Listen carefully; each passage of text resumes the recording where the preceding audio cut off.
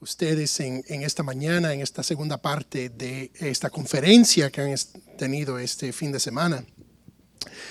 Va a ser un poco diferente porque lo que estamos acostumbrados es una exposición de quizás un pasaje bíblico y poder exponerlo de esa manera. Eso es una prédica. Hoy es más bien como una ponencia. Estamos tratando temas específicos y comenzamos anoche mirando estos temas en lo que tiene que ver con la antropología teológica, que hablamos anoche de que es algo que normalmente no se enseña en la iglesia y no es simplemente por ignorancia, sino quizás simplemente porque no sabemos, no hay mucho material en estas áreas. Y lo que estamos haciendo este fin de semana en sí es una conferencia que usualmente son en 4 o 5 sesiones y lo estamos haciendo en 2. Bueno, ayer hice un poco de trampa y escondí una segunda allí al final y pudimos hacer dos sesiones anoche. Pero en esta mañana vamos a hacer una tercera en este tema de criando hijos en un mundo de confusión sexual. Pero en sí estamos hablando, siguiendo ese tema de antropología teológica, porque estamos hablando del hombre, estamos hablando de nuestra cultura, estamos hablando de la sociedad, estamos hablando de las cosas que enfrentamos todos los días y como cristianos debemos vivir.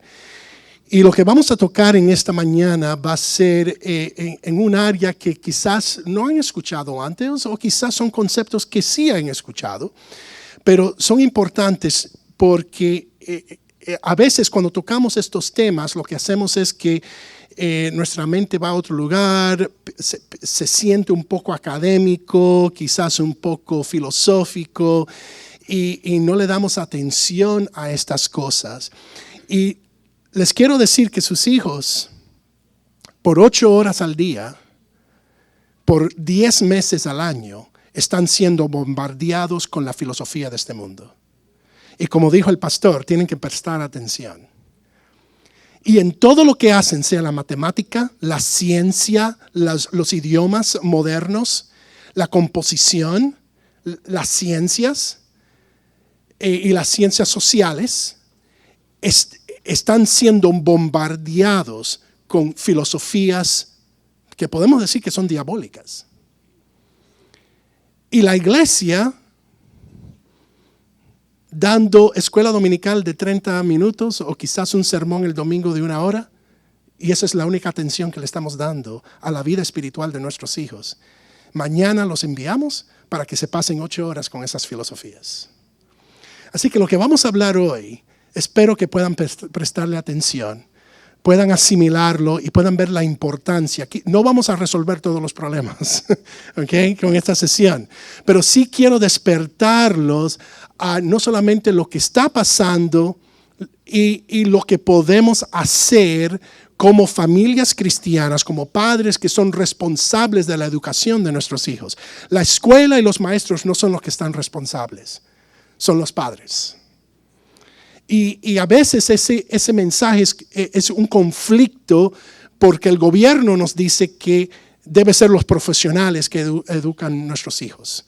Bueno, queremos derribar esa mentira hoy. El padre es delante del Señor el responsable por la educación de sus hijos. ¿Okay?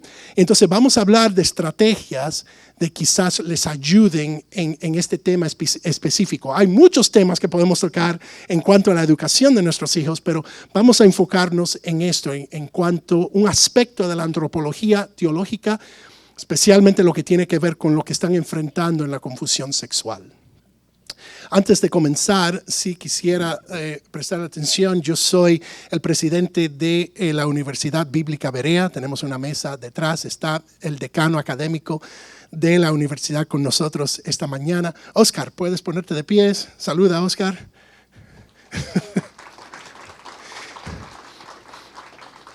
El hermano Oscar va a estar detrás si tienen alguna pregunta, alguna duda o quieren más información sobre lo que ofrecemos en la Universidad Berea. Por favor, pueden hablar con él y él les puede informar de los servicios y los programas que tenemos de ayuda en educación. Porque vamos a hablar un poco de educación hoy.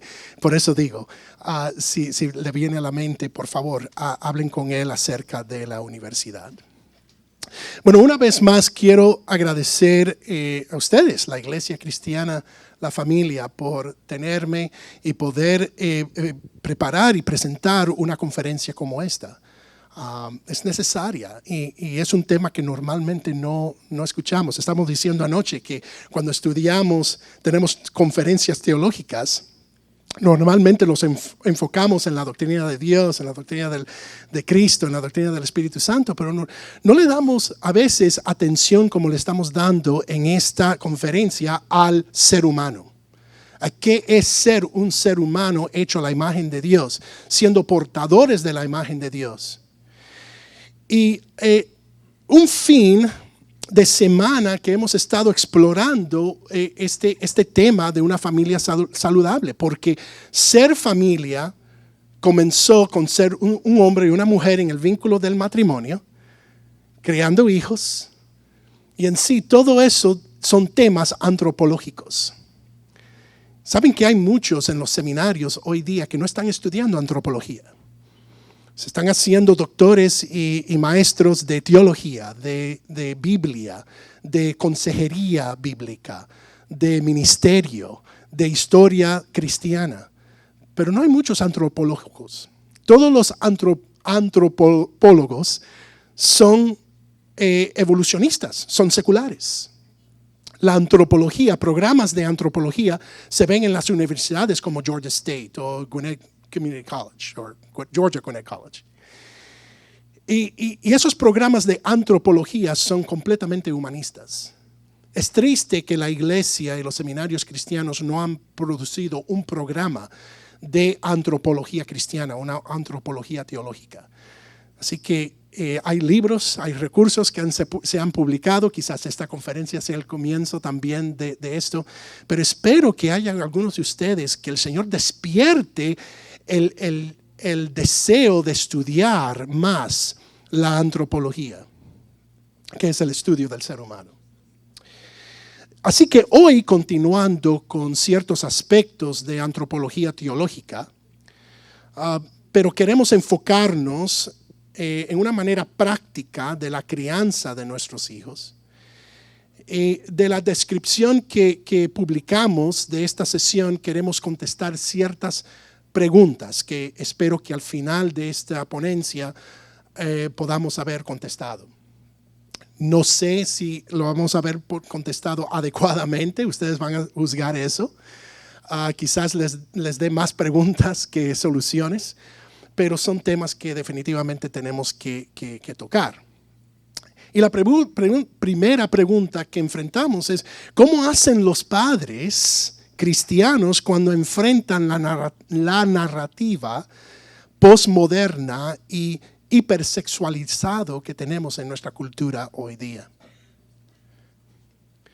El deísmo terapéutico moralista domina todo aspecto del mundo occidental. Yo he estado hablando del deísmo terapéutico moralista desde creo que el 2018. Y a mi sorpresa, en la iglesia donde yo asisto, hace unos domingos atrás, que el pastor predicó sobre esto mismo, habló sobre el deísmo terapéutico moralista. Así que aún en las iglesias americanas se está presentando, introduciendo este tema también, porque es lo que está pasando en nuestra cultura. Creo que hemos llegado a una conclusión que esto es lo que está ocurriendo. Esta es la religión de nuestra cultura hoy día. Y el pueblo hispano no está exento, porque somos parte de la cultura norteamericana. Entonces, ¿qué se puede hacer? ¿Qué puede hacer el cristiano? ¿Qué estrategias son necesarias para combatir esta mentalidad y asegurarnos que nuestros hijos tengan los fundamentos esenciales para mantenerse firmes en esta edad? Así que en esta última sesión exploraremos estas estrategias que hoy mismo podemos implementar en nuestros hogares. Son decisiones que ya como padres pueden hacer. Pero primero necesitamos entender bien el problema. Yo sé que les lancé ahí un deísmo terapéutico moralista. ¿Qué es eso? Bueno, tenemos que entender qué es eso. ¿Qué es la religión de la cultura actual? Entender el problema y entonces después podemos hablar de soluciones. Así que es cómico. Esta mañana estaba teniendo una conversación con mi hijo. Y mi hijo me ha escuchado predicar antes. Y él me dice, papi, tú como buen bautista vas a tener 3 puntos hoy. Y le dije, bueno, no estoy predicando. Entonces dice, pero ¿cuántos puntos vas a tener? Le digo, bueno, vamos a hablar del problema y después de la solución. Dice, 2 puntos, está bien, vas a terminar a tiempo. Okay. Espero poder terminar a tiempo. Así que vamos a hablar del problema y después vamos a hablar de la solución. El Occidente, que todos somos partes del Occidente, al menos que ustedes nacieron en el Oriente, todos somos parte del mundo occidental, está confrontando una crisis que no se ha visto desde la caída del Imperio Romano al final del V siglo. Así que piensen un momento sobre eso. La caída del imperio fue la última vez que la humanidad fue testigo de una desintegración completa, total, del sistema político, económico, educativo y cultural en una sola. No fue día-noche, pero básicamente fue así. Cuando llegó el año 476 y Roma cayó, el poder de Roma cayó completamente. Fue un proceso, pero cayó. El mundo se quedó sin guía. Porque no es que una sola institución cayó. Creo que todos nosotros hemos experimentado la caída de la situación de la bolsa de valores. No sé, aquellos que fueron afectados por la declina económica del 2008, ¿se acuerdan? Así que hemos sentido el golpe económico, pero estamos hablando de completamente un collapse, completamente del sistema político, económico, cultural, educativo, así de una. Nunca se ha visto desde el tiempo de la caída del Imperio Romano. Estamos a 1500 años después. 16 siglos después, nos vemos en el precipicio de uno nuevo. De uno nuevo. Nos han tocado. Yo de verdad que creo que estamos en rumbo a esto. Estamos viendo una cultura oriental completamente tomando el poder económico, quizás también político, y estamos hablando de las chinas. Pero el pueblo oriental definitivamente está en un tiempo de desarrollo, un tiempo de iluminación, mientras el pueblo occidental está entrando en una era oscura. Y lo estamos viendo en todas las categorías de antropológicas: economía, educativa, cultural, política y quizás también religiosa.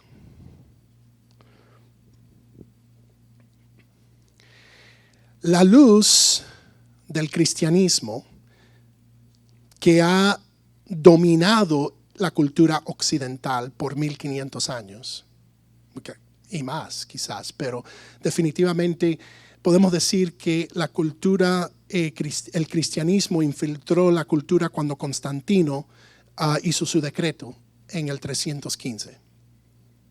Así que estamos hablando de 1700 años donde el cristianismo ha dominado la cultura occidental. Bueno, esa luz del cristianismo se está desapareciendo en el occidente.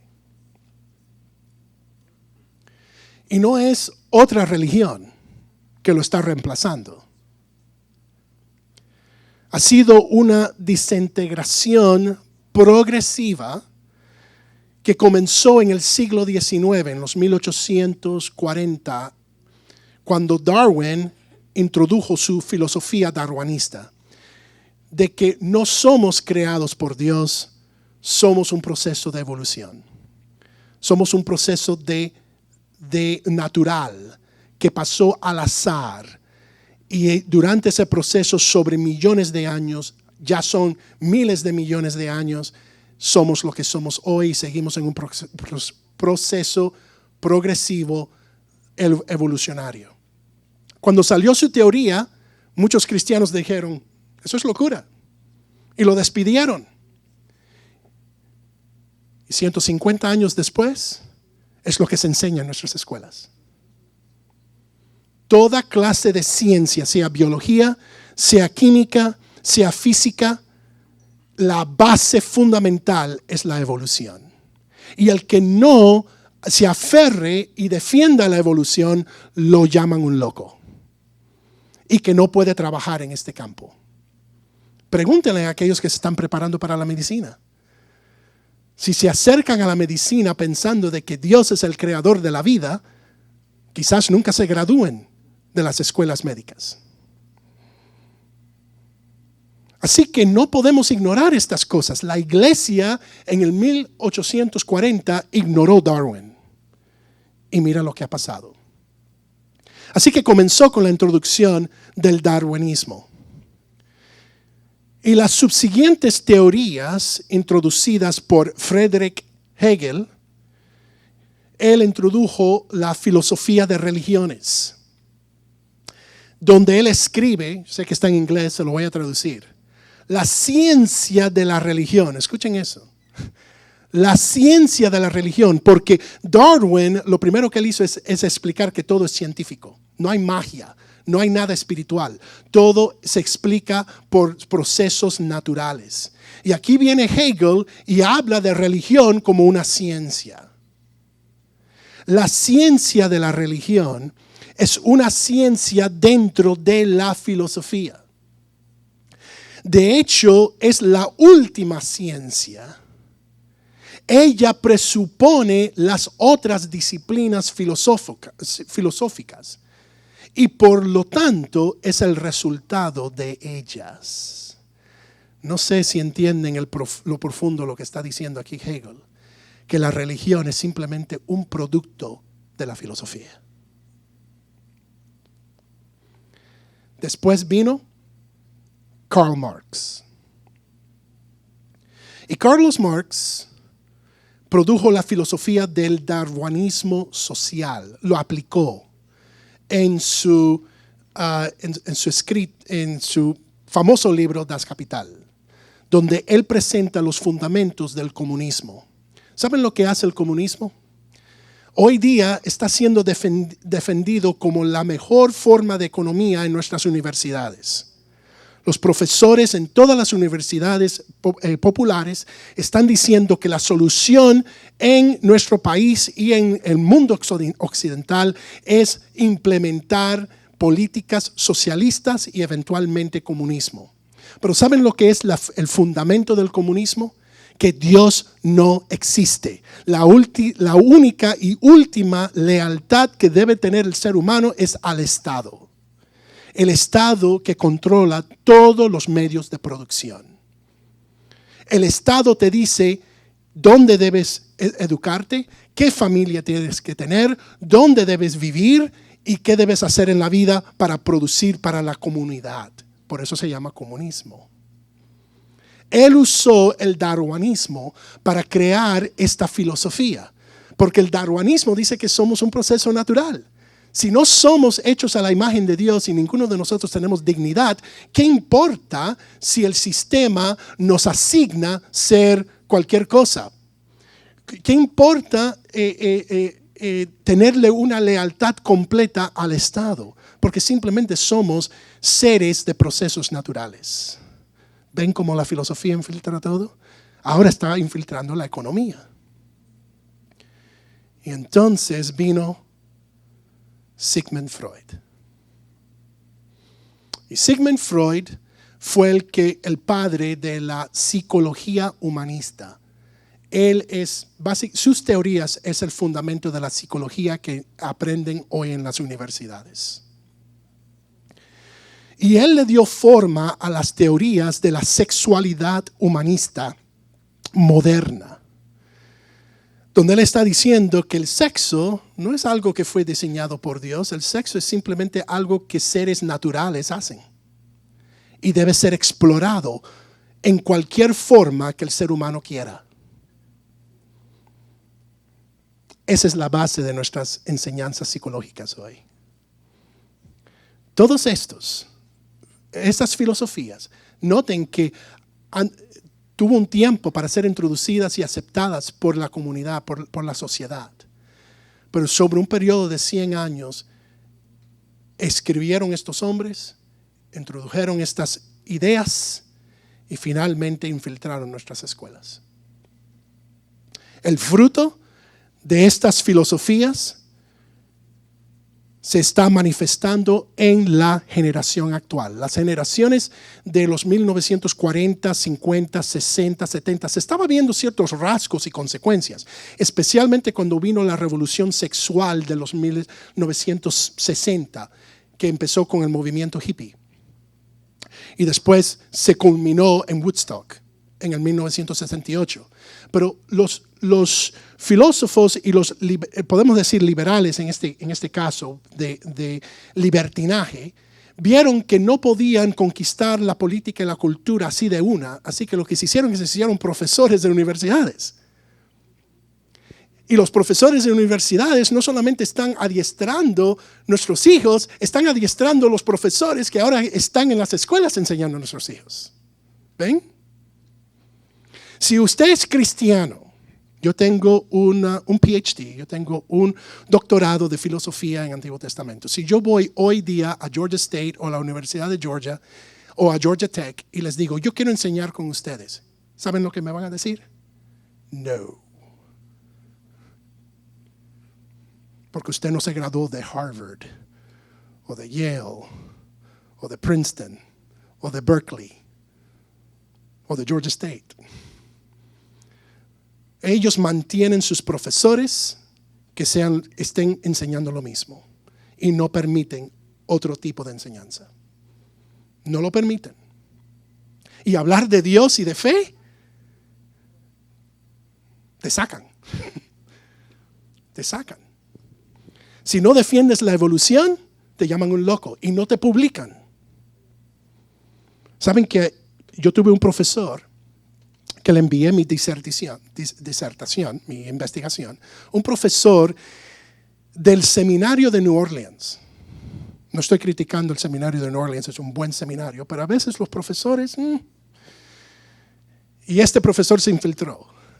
Y me dijeron, él debe leer tu investigación y darte el feedback, como le llaman, ¿no? La retroalimentación. Y él tiene que verla, leerla y decir si tú tienes una teoría que merece un doctorado. Ok. Yo tenía mi comité, pero entonces le envié la investigación a él. Él regresa mi investigación, después de leerla, tomó un mes, y le dice a mi profesor, David no se puede graduar. David va a hacerle daño a la iglesia. David no puede publicar esta investigación. ¿Saben por qué? Porque yo creo que Moisés escribió el Pentateuco. Y esa teoría no es aceptable ya en los seminarios cristianos. Eso es lo que está pasando. Así se infiltra estas cosas. Y lo están haciendo, ya creo que la propuesta, el acta de ley que está considerando el Congreso en estos momentos, sí se aprueba. Ayer se aprobó $1,000 billones en infraestructura. Pero otra propuesta que están considerando es de hacer mandatorio el pre-kindergarten. Que para los 3 años de edad ya tengas que enviar tu hijo a la escuela. Porque los quieren más y más y más jóvenes. Esto es una agenda, es una estrategia. Recuerden que el príncipe de la potestad del aire está en control de estas cosas. Y él sabe cómo destruir la iglesia, acabar con la juventud. Porque empiezan a crecer y empiezan a decir, yo no creo eso ya, papi. Ya me expusieron a la ciencia, ya entiendo verdaderamente cómo son los procesos naturales. Yo no creo esa fantasía. Y más están dejando el evangelio, porque nosotros estamos con los brazos cruzados, cantando 1 hora los domingos, y los entregamos a ellos 8 horas al día, 5 días a la semana.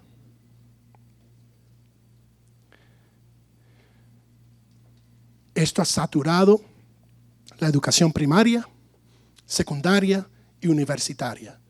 Es duro y es fuerte la realidad. Pero eso no solamente las escuelas, sino que cuando llegan a la casa,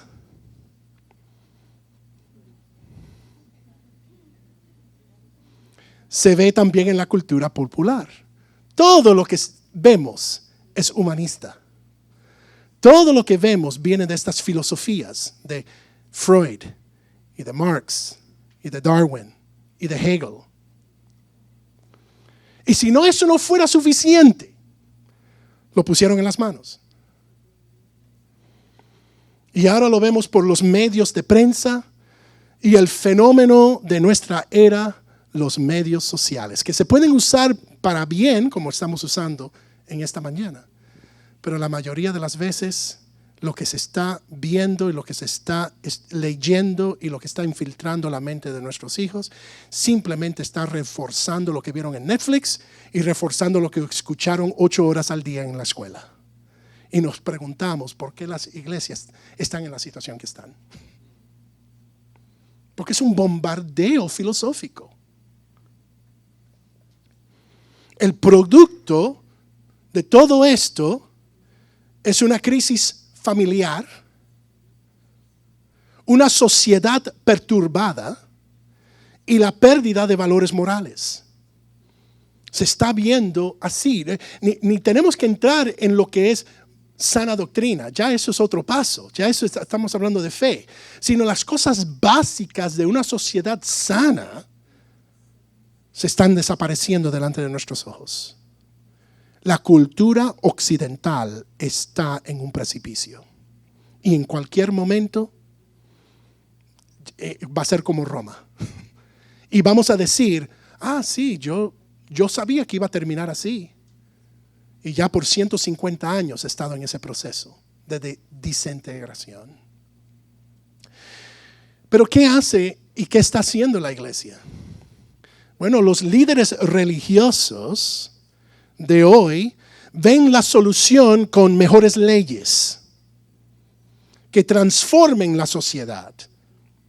Aquellos que están diciendo tenemos que infiltrar nuestras escuelas con oración y con la Biblia. ¿Han pensado eso un momentico? Darle la responsabilidad a un maestro que se graduó de una universidad donde fue enseñado por profesores ateos, que está enseñando ahora a mi niño la Biblia. It's too late. It's too late. Es muy tarde. Pero queremos transformar la sociedad por medio de leyes para lograr un activismo político. El cristiano se tiene que volver un activista. Un activista conservador evangélico, un activismo conservador evangélico que produzca un bloque electoral y así podemos elegir cristianos. Y esos cristianos pueden hacer los cambios que necesitamos para preservar nuestra cultura y preservar nuestros valores. Patrones como estos se ha estado promoviendo en este país por mucho tiempo, especialmente con el movimiento conservador que comenzó en los 1980 políticamente. Se conoce hoy día, yo no sé si lo han escuchado en las noticias o en la prensa, se conoce como the Christian Right, la derecha cristiana. que se ha hecho un movimiento político dentro del Partido Republicano. Pero eso se ha desintegrado también. Porque no es un problema político exclusivamente. Es un problema que ahora una nueva generación está viniendo y mirando estas cosas y diciendo, ahora no estamos de acuerdo con las políticas que ustedes estaban empujando en los 1980. Porque no es un problema político, pero se está promoviendo ahora en la República Dominicana, se están organizando los cristianos en la República Dominicana para poder detener el matrimonio del mismo sexo, el matrimonio gay. Y dicen, lo que pasó en los Estados Unidos no va a pasar en nuestra isla, y se está organizando los cristianos. Otra vez, buscando el mal patrón. A mí me preguntaron, porque fui político por 16 años en este estado, entonces estaba con mis hermanos en la República Dominicana, y me pidieron que me sentara con ellos para darles estrategias de cómo organizar los cristianos. Yo le dije, eso no es una solución. Lo que necesitan es predicar el evangelio, estar seguro que los corazones y las mentes de nuestros hijos están convertidos. Por organizarnos políticamente, eso es fútil. Mira lo que pasó en los Estados Unidos. Nos organizamos políticamente y la cultura sigue desintegrándose. Pero quizás en otros lugares también ven esta solución. El problema es, hermanos, que la consecuencia, o consciente o inconsciente, se está estamos aferrando a soluciones de gobierno, que el gobierno solucione esto. Y el gobierno no puede hacerlo. El gobierno simplemente es un aspecto de la sociedad. Es una ilusión que las leyes y la política puedan revertir la situación actual. Quizás la detenga, pero no la va a revertir. Eso no es la solución. Miren lo que está pasando. Yo sé que esta gráfica está en inglés, pero se la voy a explicar.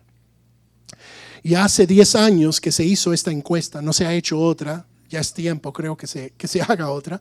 Esta es del 2011. Así que si estamos 10 años después, quizás la situación esté peor que lo que está reportando esta encuesta. Lo negro en los círculos, lo negro es la población total de los países que estamos considerando en esta encuesta. Los países y las culturas occidentales de Gran Bretaña, Francia y Alemania. Lo gris es el porcentaje de la población que dicen ser cristianos evangélicos. Dicen que son cristianos evangélicos o protestantes. El puntico azul es el porcentaje de la misma población que asiste a la iglesia semanalmente.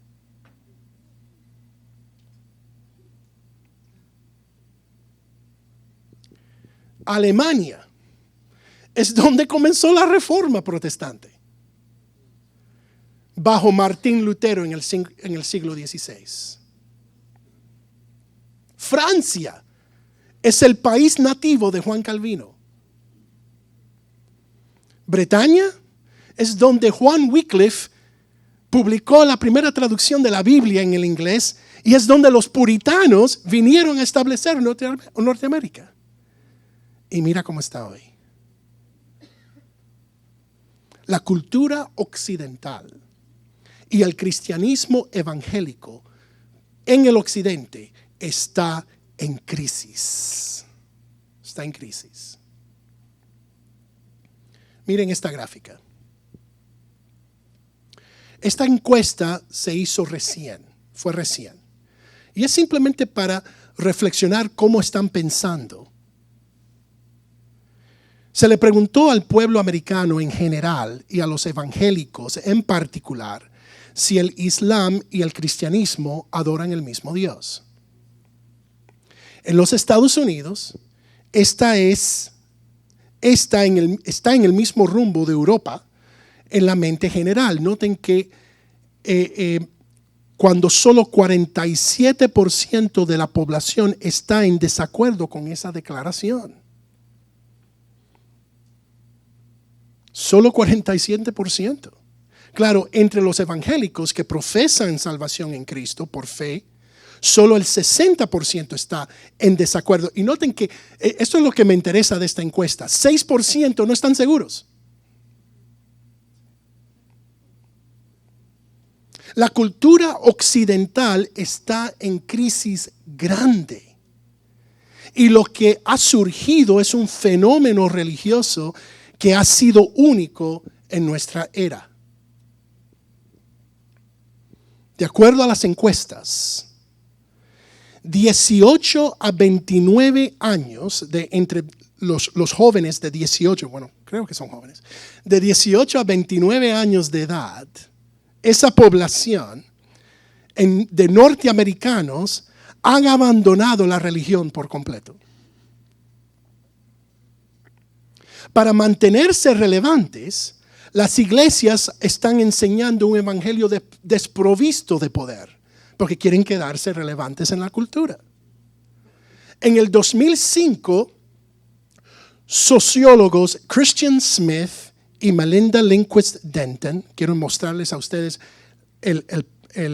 las encuestas de ellos, examinaron la vida espiritual del adolescente americano. Cuando vieron que entre 18 y 29 años de edad están abandonando la religión, ellos quisieron entrar en unas edades más tempranas y ver qué está pasando en la mente del joven cristiano que está en esta situación, abandonando la religión, pero abandonando aún todos los valores occidentales. Bueno, lo que resultó de la encuesta de Christian Smith y Melinda Denton, en la mayoría de los casos, los sujetos del estudio se adhieren a una pseudo religión llamada el deísmo terapéutico moralista, que aún han aprendido en las iglesias modernas. Esto no es algo que inventaron los adolescentes. Esto es lo que están entendiendo de lo que se les está enseñando. Cuando le preguntaron cómo ellos definen su religión, cómo ellos definen su fe, esa es la manera que lo describieron. Y este término, deísmo terapéutico moralista, se lo dio estos dos sociólogos, Christian Smith y Melinda Denton. Son los que inventaron esa frase para poder describir lo que está pasando en la población adolescente. ¿Qué es esto? Bueno, vamos a tener la clase. ¿Qué es el deísmo terapéutico moralista o lo que se conoce como en corto DTM? Primeramente, lo que descubrieron Christian Smith y Melinda Denton es que existe un Dios que creó y ordenó el mundo y supervisa las vidas humanas que viven sobre la faz de la tierra.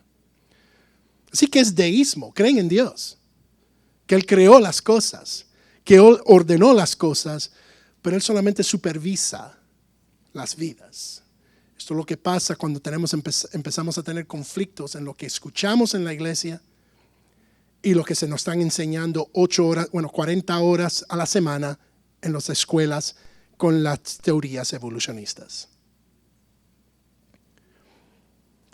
Segundo aspecto del DTM, Dios quiere que la gente sean buenas, amables y justas con su prójimo, como enseña la Biblia y la mayoría de las religiones mundiales. Eso es lo que Dios quiere de nosotros, que seamos buenos, que tratemos bien la gente y que peleemos para la justicia.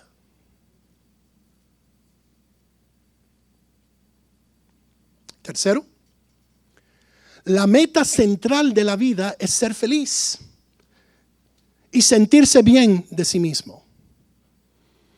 Y si lo tengo que hacer por medio de terapias, lo hago.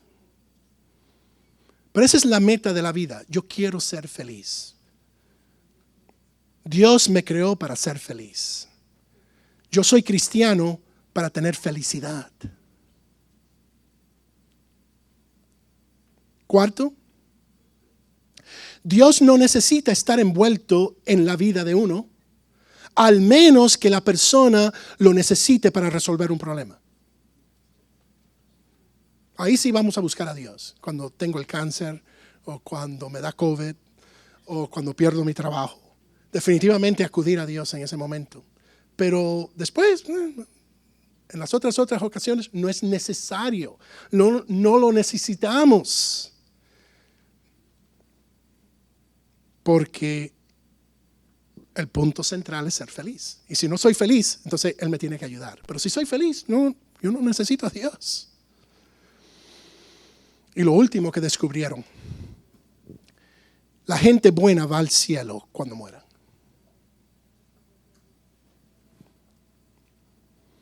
Años de enseñando estas cosas, al fin ha infiltrado la mente adolescente. Y nos preguntamos por qué, cuando llegan a los 18 años de edad, abandonan la iglesia. Porque eso es lo que creen. Eso es lo que han escuchado. Y ha deteriorado completamente la vida espiritual de uno. Y claro, cuando lo balanceas con lo que aprendieron en la primaria, en la secundaria y ahora en la universidad, no es necesario. Una fe en Cristo no es algo que necesito en mi vida. Adolescentes católicos y protestantes creen así. Ese fue el resultado de esta encuesta. Los evangélicos midieron mejor, por supuesto, sin embargo, se han apartado de la ortodoxia bíblica histórica. La ortodoxia y lo que es la sana doctrina y la teología no es importante, se aburre. Cuando alguien habla de teología, es like, oh boy. Yo quiero escuchar cómo voy a ser feliz. Yo quiero escuchar cómo Dios me creó para yo ser el mejor y tener mi mejor vida hoy. Eso es lo que yo quiero escuchar. Y por eso aquellos que predican esas cosas llenan estadios. Eso es lo que está pasando. Smith y Denton están convencidos que DTM está colonizando la iglesia y destruyendo el cristianismo bíblico. Pudiera ser cultural. Yo no sé si esto es solamente en los Estados Unidos, pero ausente de investigaciones, temo que es universal en el mundo occidental, porque estamos viendo los resultados en Europa, definitivamente lo estamos viendo aquí en Norteamérica. Y eventualmente va a infiltrar nuestros países. Sin embargo, la cultura occidental y la ortodoxia bíblica en los Estados Unidos está deteriorando rápidamente. Y digo la cultura occidental porque la cultura occidental tiene como su base la fe cristiana. Fue el cristianismo que produjo esa cultura que se ha desarrollado por 1700 años. Pero está deteriorándose rápidamente. La decisión de Obergefell en las Cortes Supremas de los Estados Unidos, yo creo que esto es el Waterloo. Yo no sé si se acuerdan de la batalla de Waterloo. Fue la batalla donde Napoleón perdió, ya de una. Es un derrote. Y yo creo que el Waterloo del cristianismo ortodoxo en este país fue la decisión de Obergefell.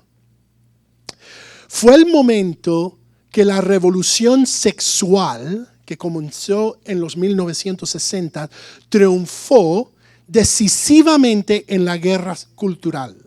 Todo lo que hicimos como cristianos con la derecha, tratando de ganar elecciones, tratando de cambiar las leyes, todo falló en este día. Cuando Darwin y Hegel y Marx y Freud y todos los que le siguieron culminaron en este momento y el matrimonio bíblico es considerado un prejuicio cruel para todo aquel que lo defienda. Ya en este país no se puede defender un matrimonio entre un hombre y una mujer. Ya está siendo intolerable y quizás un racista. Esta decisión cambió todo. Esto fue el momento donde la cultura nuestra occidental podemos empezar el funeral. Rod Dyer, el escritor, escribe: quizás no sea el fin del mundo, sin embargo, es el fin de un mundo. Tenemos la señal.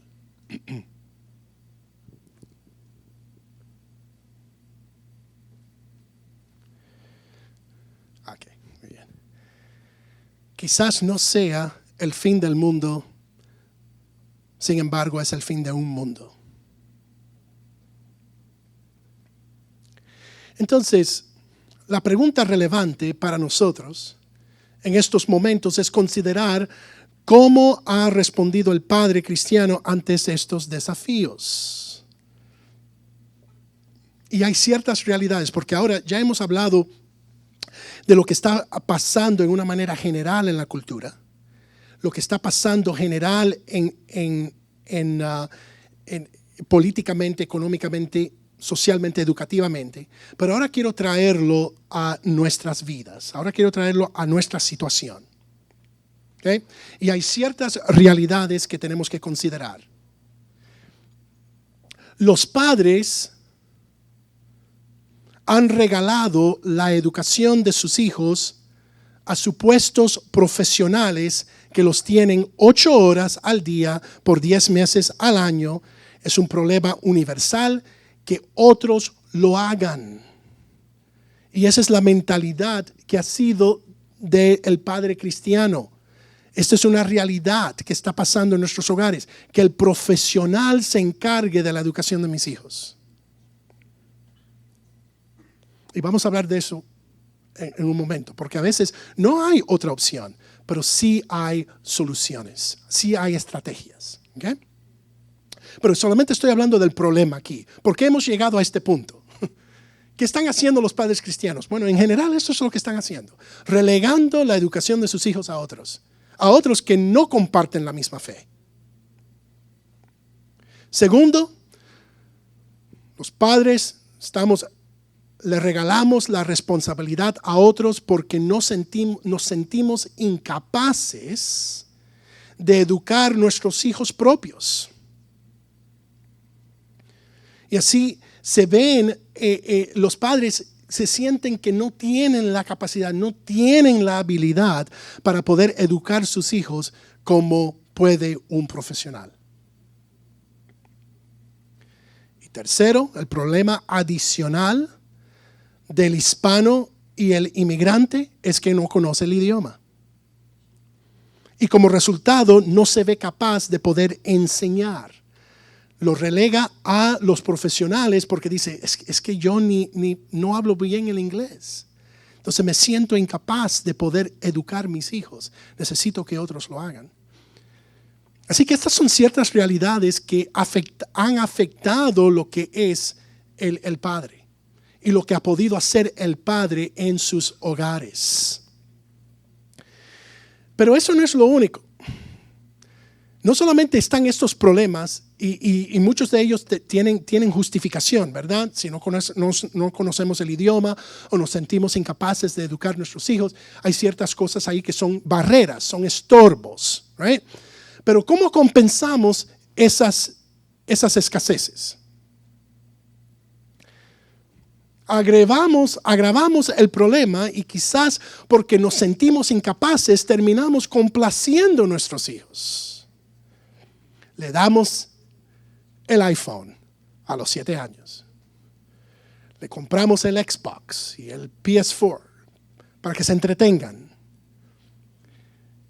Buscamos maneras que este problema universal se está fomentando por la tecnología y lo ocupado que estamos, porque también estamos nosotros trabajando. Entonces necesitamos que se entretengan. Para compensar la falta de atención y su propia culpabilidad, los padres suelen mimar a sus hijos de una manera destructiva. Y menos están evangelizándolos. Y eso es lo que el padre primeramente debe estar haciendo. Reconociendo que esa criatura tan linda es un pecador. Y nos muestra el pecado a los dos. Y quizás más antes. Eso no es, eso es cosa de los niños de 2 años. Ese es el pecado que está en él naturalmente. Y somos llamados a darle esa atención y lo que estamos haciendo es al contrario, estamos complaciéndolos. Porque nos sentimos incapaces.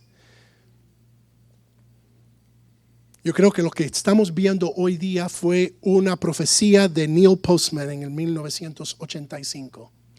Estamos divirtiéndonos hasta la muerte.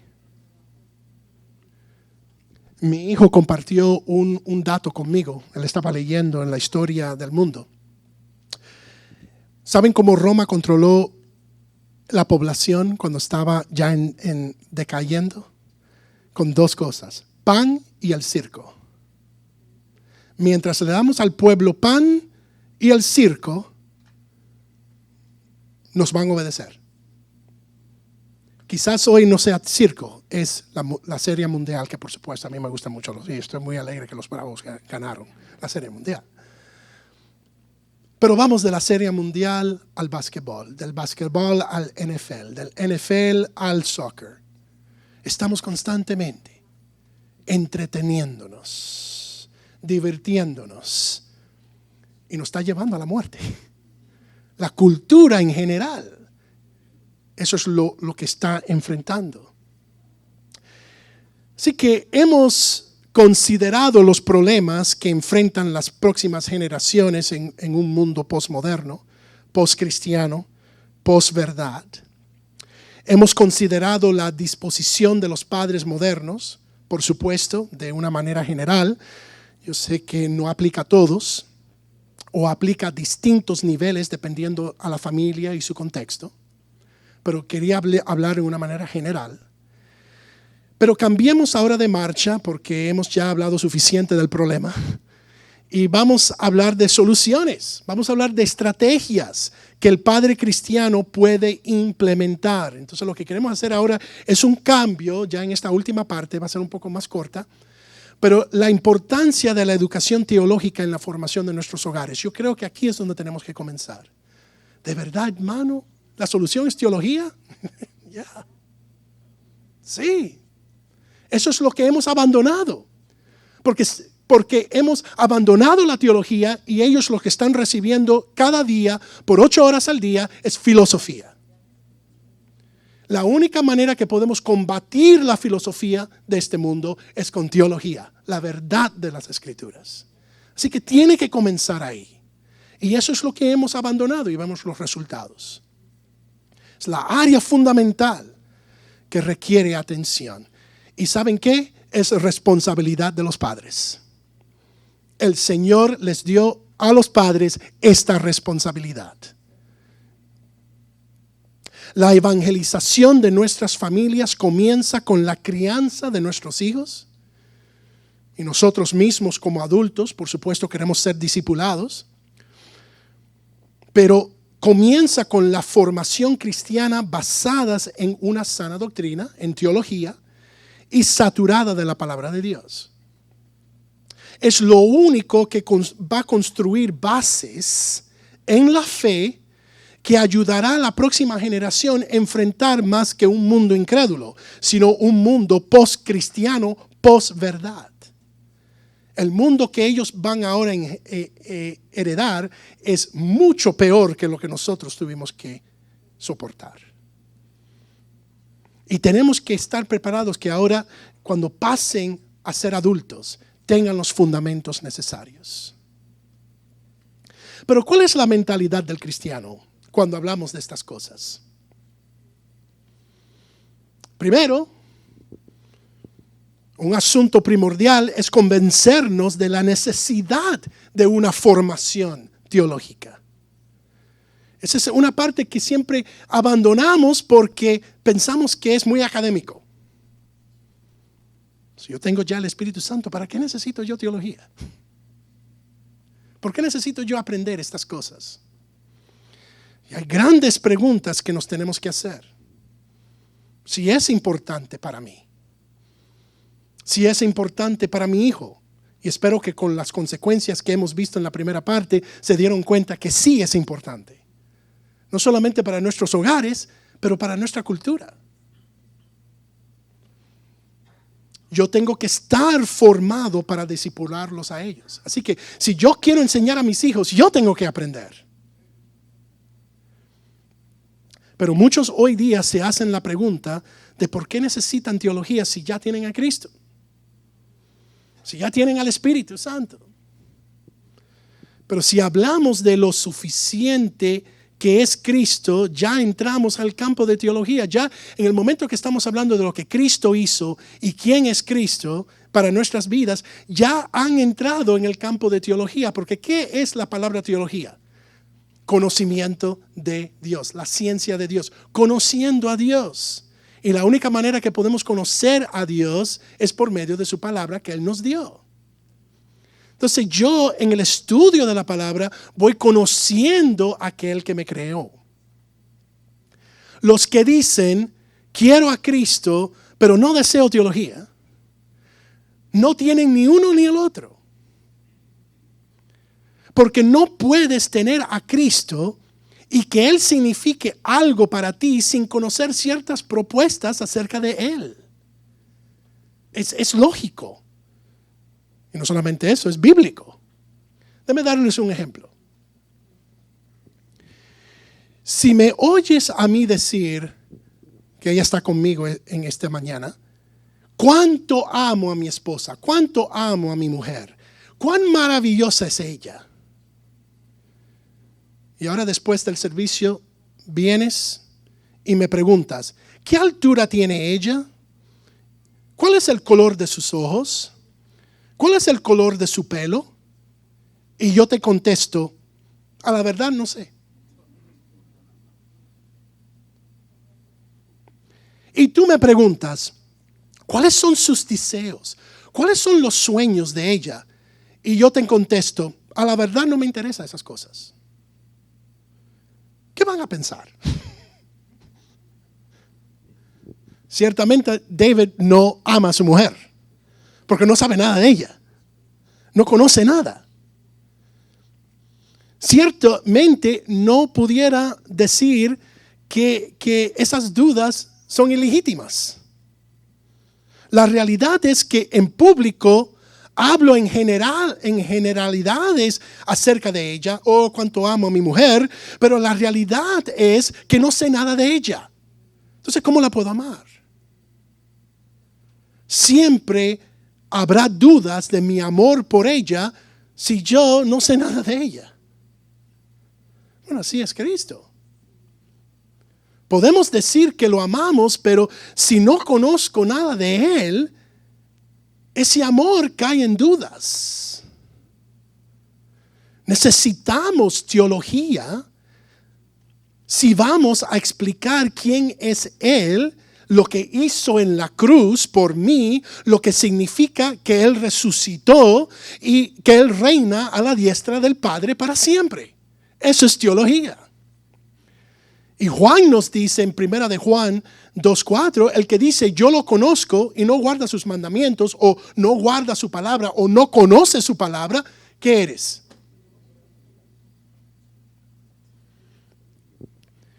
No hay Cristo si no hay parámetros teológicos.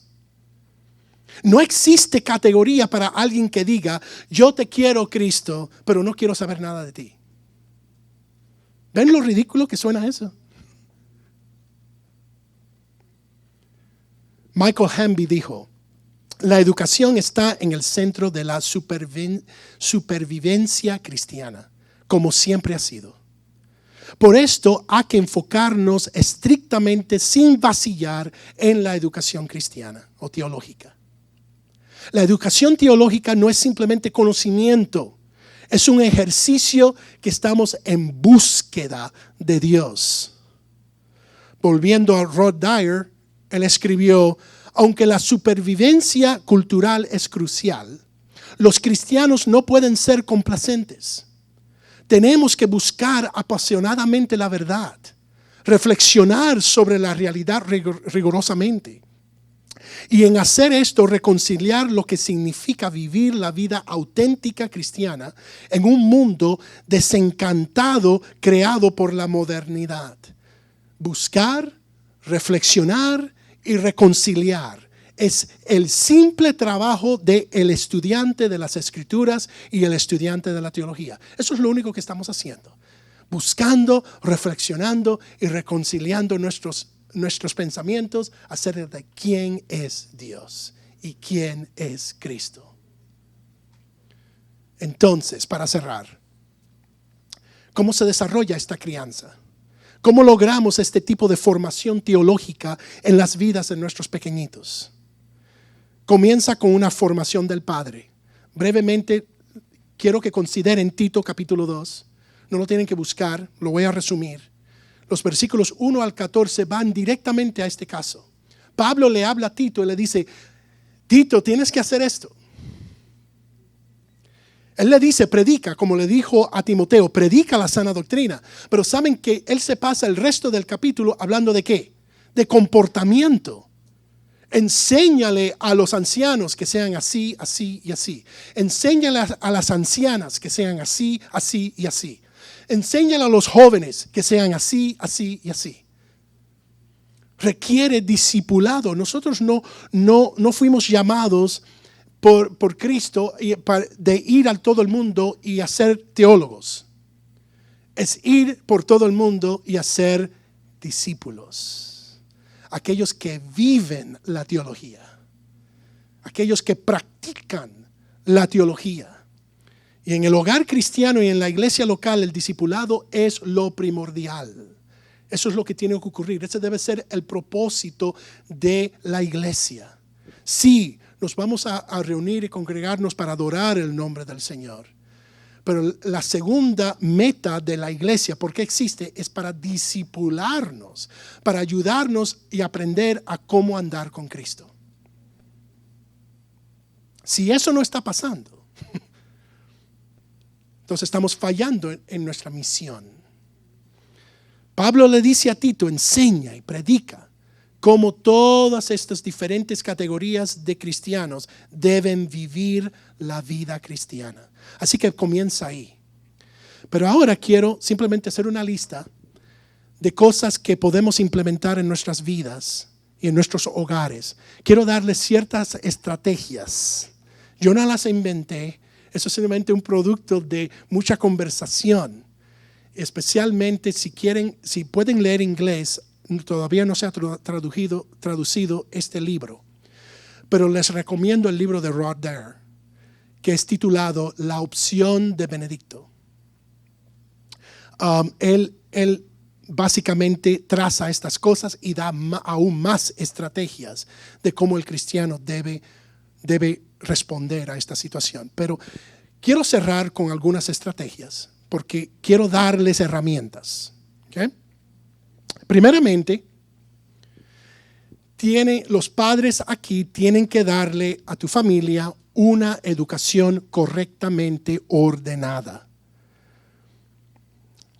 La educación secular está dividida en departamentos. El aprendizaje con bases de fe debe ser integral con la vida cotidiana. Una educación donde están contemplando y poniendo en práctica la ética cristiana que seguro va a estar ausente en una educación del gobierno. Para los padres que no tienen otra opción, la opción es la escuela del gobierno. Estas estrategias se tienen que implementar en la casa entonces. Tienen que suplementar lo que están aprendiendo ellos, corrigiendo lo que están aprendiendo ellos. Y si están estudiando las filosofías de Darwin, tenemos que combatir eso con la verdad y tenemos que saber quién es Darwin. Tenemos que saber quién es Hegel. Tenemos que saber quién es Marx. Tenemos que saber lo que enseñó Sigmund Freud. Para que cuando tomen psicología en la escuela secundaria y lleguen a la casa con sus teorías, podamos decir, eso no es correcto, esto es lo que dice la Biblia.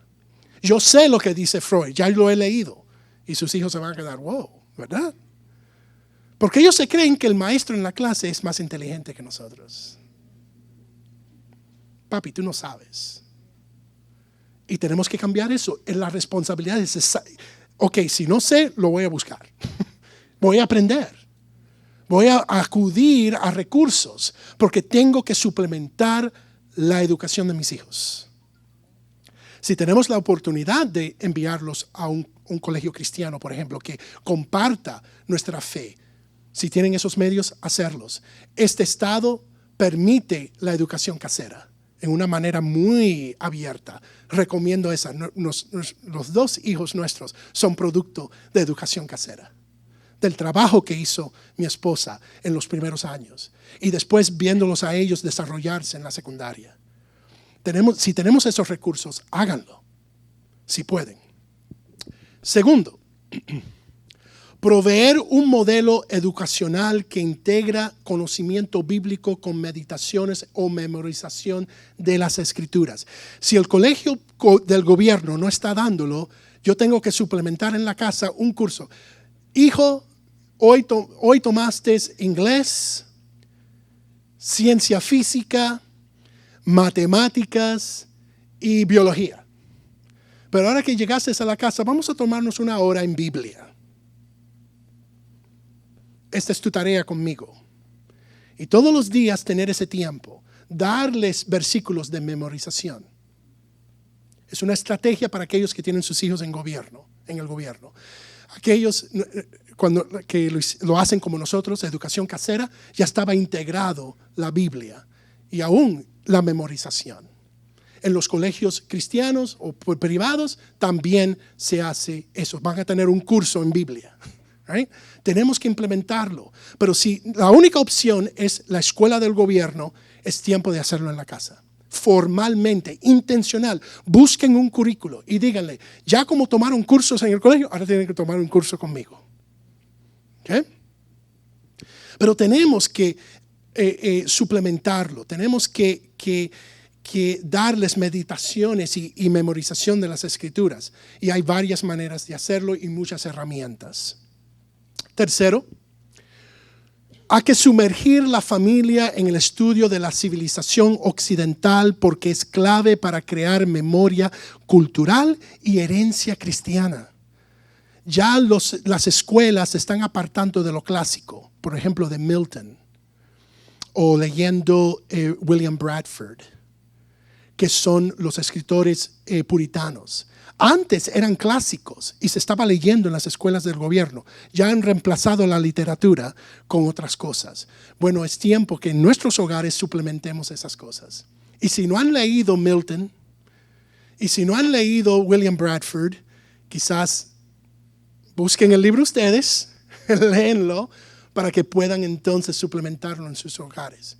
Ok, esto es lo que tu maestra dijo que tienes que leer este año. Está bien, ahora está mi lista. Necesito que tú leas estas cosas.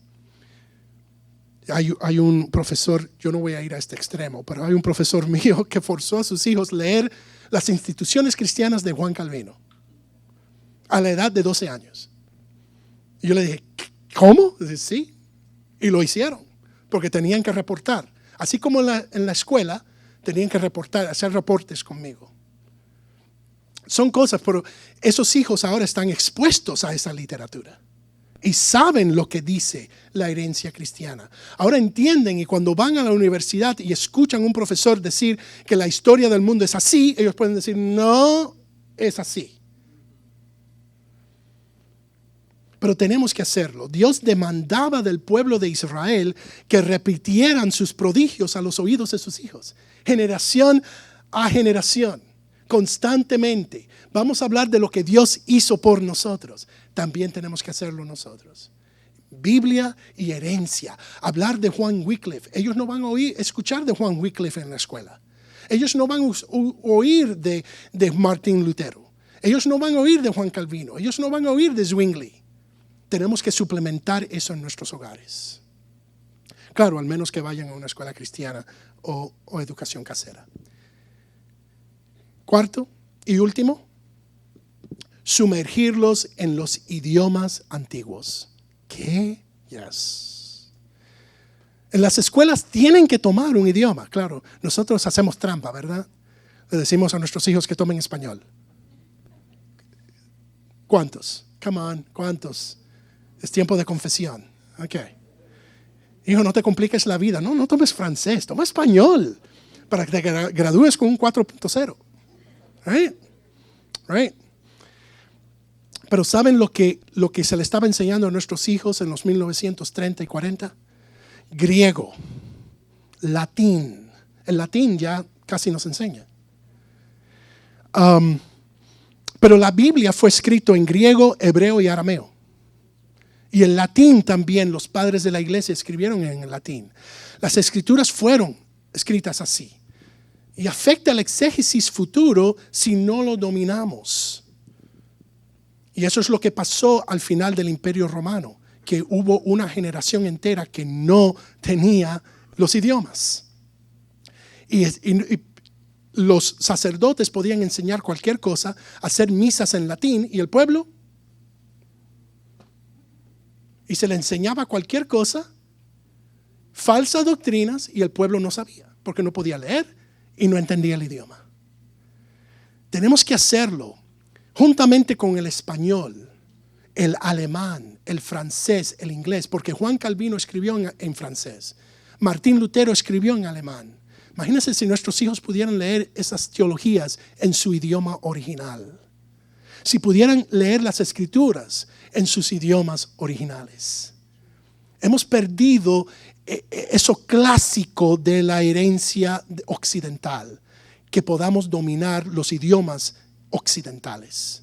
Es tiempo de darle énfasis a eso. Y yo sé que nuestros hijos van a decir, ¿de verdad? ¿Tengo que aprender latín? Pero es bueno. Es bueno, lo necesitamos para que no se pierda, para que no se desaparezca. Y puedan leer los grandes pensadores. Muy bien. Quizás implementar todas estas estrategias se sienta como una tarea insuperable. Pero lo importante de todo es saber que los padres son los responsables de la educación teológica y general de sus hijos. Y aunque no puedan hacerlo todo, empiecen. Busquen ayuda, busquen recursos, empiecen a suplementar, empiecen. Y aquellos que los niños están apenas empezando, tienen oportunidad. Aquellos que están a medias no piensan que han perdido la batalla. Comiencen mañana. Aquellos que ya están en high school, no se preocupen. Comiencen evangelizándolos y comiencen a suplementar estas cosas, a implementar estas cosas en sus hogares. Van a ver el fruto. Les aseguro que van a ver el fruto de cualquier esfuerzo, pero tienen que involucrarse en la educación de sus hijos. Tienen que hacerlo. No hay alternativa. Tienen que hacerlo. Los tiempos son peligrosos, hermanos, y nos tocó vivir una época crítica. Esto no son juegos. Estamos viendo el final de nuestra cultura. Y los Estados Unidos, como Europa occidental, ha entrado de lleno en una era post-cristiana. Estamos enfrentando una era parecida a los tiempos de antes de Cristo. Sin embargo, con el conocimiento del cristianismo. Es el camino del deísmo terapéutico moralista, que eventualmente le abrirá las puertas al paganismo. Y no cesamos en hacer el arduo trabajo de construir bases en la fe de nuestros hogares.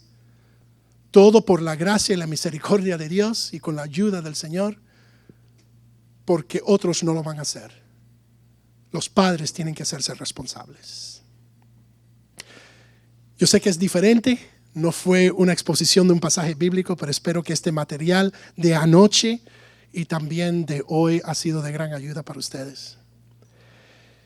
Y por ser una conferencia, como digo, por naturaleza sí son las conferencias, pero sin embargo el pastor Ríos va a pasar para dirigir la cena del Señor.